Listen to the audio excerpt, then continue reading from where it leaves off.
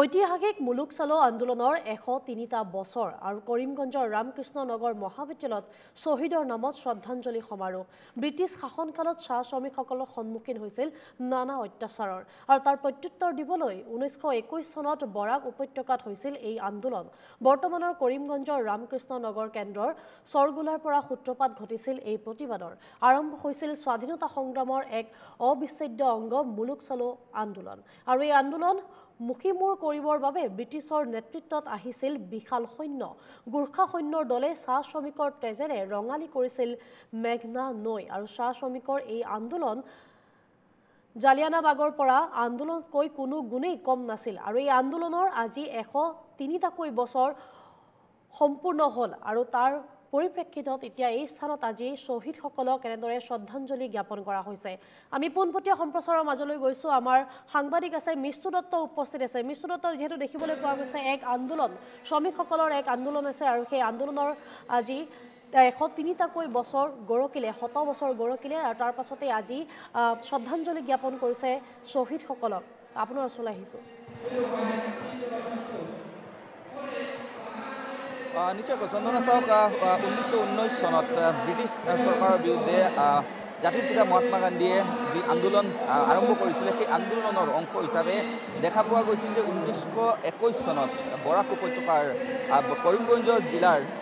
সৰগুলা বেলিৰ পৰা আন এক আন্দোলনৰ সূচনা হৈছিল সেয়া আছিল মুলুক চালো আন্দোলন অৰ্থাৎ ব্ৰিটিছ চৰকাৰৰ যি নিৰ্যাতন সেই নিৰ্যাতনৰ বিৰুদ্ধে চাহ শ্ৰমিকসকলে এই আন্দোলনৰ আৰম্ভণি কৰিছিল আৰু সেই আন্দোলনৰ সময়ছোৱাত এটা সময়ত দেখিবলৈ পোৱা গৈছিল যে যথেষ্ট চাহ শ্ৰমিকসকলৰ একপ্ৰকাৰ তেজ বৈছিল আৰু সেই যি আন্দোলন সেই আন্দোলনে বৰ্তমানে 103 বছৰত ভৰি দিছে আৰু সেই 103 বছৰ উপলক্ষে আজি কৰিমগঞ্জৰ ৰামকৃষ্ণ নগৰ মহাবিদ্যালয়ত শ্ৰদ্ধাঞ্জলি অনুষ্ঠানৰ আয়োজন কৰা হৈছে আৰু এই বৰ্তমানে ৰামকৃষ্ণ নগৰ মহাবিদ্যালয়ৰ প্ৰেক্ষাগৃহত আলোচনা সভা চলিছে আৰু ইয়াৰ সামগ্ৰিক পৰিৱেশ প্ৰথমতে আমি নিৰ্মলৰ জৰিয়তে দেখুৱাবলৈ যত্ন কৰিম যে এই যি এক আন্দোলন সেই আন্দোলনৰ আচলতে 3 বছৰ 103 সংখ্যক বছৰ আৰু এই 103 সংখ্যক বছৰ উপলক্ষে শ্ৰদ্ধাঞ্জলিৰ আয়োজন কৰা হৈছে অৰ্থাৎ এই ৰামকৃষ্ণ নগৰ মহাবিদ্যালয়ত আচলতে অস্থায়ী শ্বহীদ বেদী ইয়াতে নিৰ্মাণ কৰা হৈছিল আৰু সেই শ্বহীদ বেদীত পুষ্পাঞ্জলি প্ৰদান কৰা হৈছিল আৰু ইয়াৰ পিছত যি এক আলোচনা সভা সেই আলোচনা সভাৰ এই মুহূৰ্তৰ আমি দৃশ্যাৱলী দেখুৱাবলৈ যত্ন চলাইছোঁ যে আচলতে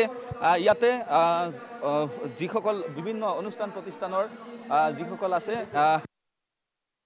অনুষ্ঠান প্ৰতিষ্ঠানৰ পৰা ছাত্ৰ ছাত্ৰীসকল আহিছে কিয়নো এই যি আন্দোলন সেয়া আছিল দেশৰ ইতিহাস বিজড়িত আন্দোলন যি আন্দোলন আচলতে জালিয়ানৱালাবাগৰ হত্যাকাণ্ড বা জালিয়ানৱালাবাগৰ যি আন্দোলন সেই আন্দোলনতকৈ কম নাছিল বুলি উল্লেখ কৰা হৈছে আৰু আমি এই মুহূৰ্তত দেখুৱাইছোঁ যে কৰিমগঞ্জৰ যি ৰামকৃষ্ণ নগৰ মহাবিদ্যালয়ৰ প্ৰেক্ষাগৃহ আছে সেই প্ৰেক্ষাগৃহত যথেষ্ট বিভিন্ন অনুষ্ঠান প্ৰতিষ্ঠানৰ পৰা ছাত্ৰ ছাত্ৰীসকল আহিছে আৰু যি আলোচনা সভা বিশেষকৈ এই আলোচনাৰ জৰিয়তে যিসকল ছাত্ৰ ছাত্ৰীসকলে সেই 1921 চনৰ যি আন্দোলন হৈছিল সেই আন্দোলনৰ বিষয়ে নাজানে এওঁলোকক যাতে অৱগত কৰিবলৈ সক্ষম হোৱা যায় বা অৱগত কৰিব পৰা যায় ইয়াৰ প্ৰচেষ্টা কৰা হৈছে আনহাতে শ্ৰদ্ধাঞ্জলিৰো আয়োজন কৰা হৈছে এই মুহূৰ্তত আমি সামগ্ৰিক দৃশ্যাৱলী দেখুৱাৰ সমান্তৰালকৈ এই মুহূৰ্তত আমি কিছু মন্তব্য বা কিছু বক্তৃতা শুনাবলৈ চেষ্টা কৰিম যে এই যি শ্ৰদ্ধাঞ্জলি অনুষ্ঠানৰ সৈতে যুক্ত লোকৰ যি আয়োজন পায়ে হেঁটে চলতে শুরু করলেন দীর্ঘ এক সপ্তাহ পর ক্ষুদ্রার্থ এবং অসহায় শ্রমিকরা পৌঁছলেন চাঁদপুরের মেঘনা ঘাটে সে সময়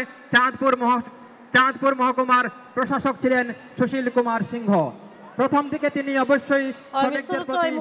ধন্যবাদ জ্ঞাপন কৰিছো পোনপটীয়াকৈ দেখুৱাৰ বাবে